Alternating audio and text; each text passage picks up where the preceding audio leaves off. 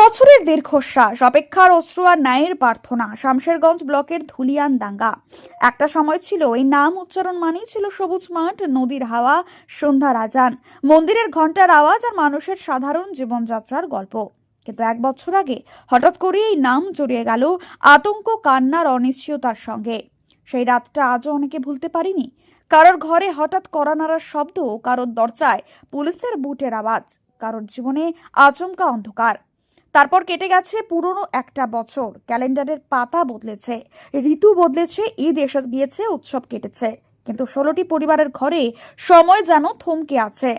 মোস্তাকিম, কৌসার, কামরুল সহ মোট 13 জন আজও বিচারাধীন।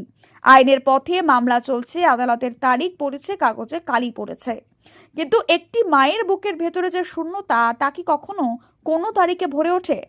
একজন মা প্রতিদিন ফজরের নামাজ শেষে দুহাত তুলে দোয়া করেন, হে আল্লাহ, সত্যকে প্রকাশ করো। একজন স্ত্রী সন্তানের মাথায় হাত রেখে বলে, আব্বা খুব শিগগিরই ফিরবে, কিন্তু নিজের ঘরে একা বসে সেই চোখের জল মুছে। একটি বছর মানে শুধু 365 দিন নয়, 365টি রাতের নির্ঘুম অপেক্ষা, 365টি সকালে নতুন আশার জন্ম, আর সন্ধ্যায় সেই আশার ভেঙে পড়া।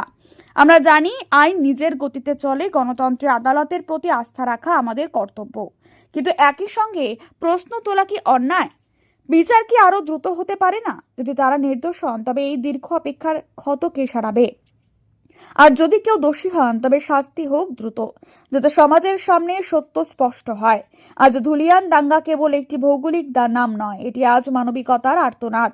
এটি একটি গ্রামের সম্মিলিত দীর্ঘশ্বাস, এটি শিশুদের নিরীহ প্রশ্ন, আমার আব্বা কোথায়? রাজনৈতিক নেতাদের কাছে আছে একটাই আবেদন, মানুষের বেদনা নিয়ে রাজনীতি নয়, মানুষের বেদনার পাশে দাঁড়ান। মঞ্চে ভাষণ সহজ, কিন্তু কান্নার পাশে নীরবে বসা কঠিন। আপনারা উত্তেজনার আগুনে ঘি ঢালবেন না, বরং শান্তির আলো জ্বালান। একটি সমাজ তখনই পরিপক্ক হয় যখন সে রাগ নয়, বিচার চায়, প্রতিশোধ নয়, সত্য চায়, হিংসা নয়, আইনের শাসন চায়। ধুলিয়ান দাঙ্গার মানুষ আজও গণতন্ত্রে বিশ্বাস রাখে, তারা আদালতের রায়ের অপেক্ষায় আছে, কিন্তু সেই অপেক্ষা যেন অনন্ত না হয়, কারণ বিচার বিলম্বিত হলে মানুষের আস্থা ধীরে ধীরে ক্ষয়ে যায়, আর আস্থা হারালে সমাজের ভিত নড়ে যায়।